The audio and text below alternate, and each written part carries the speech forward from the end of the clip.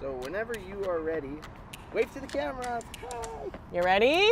Hi everybody, it's Liz from CAA Manitoba and I'm here joined by my daughter Beatrice. We're going to show you guys how to properly buckle a child into a car seat. So Beatrice is going to put her legs down straight and sit with her back straight along the back of the seat, and we're going to thread her arms through. This part is the simple part, isn't it, hon? It's a 5-point harness, and the reason why you have a 5-point harness is because the bottom part keeps the kid in the seat, and the top part, the chest clip, keeps the straps on the shoulders in the right place in the event of a collision. So once you have the 5-point harness secured, the first thing you need to do is check for tightness, and the only place you check for tightness is along the collarbone.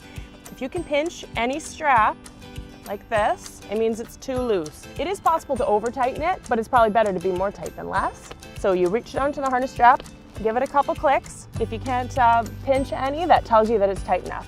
Once you know that it's tight enough and the child is comfortable in their seat, the next thing you need to do is adjust the chest clip. Proper place for the chest clip to be is at armpit level, so you just raise it up a little bit. When are we going to take our picture?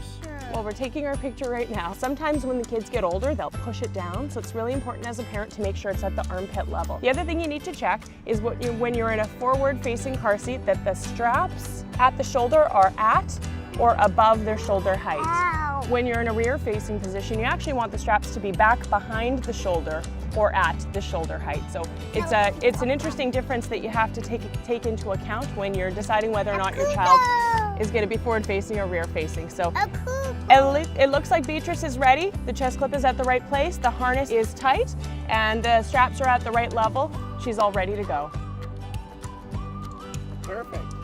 That was awesome.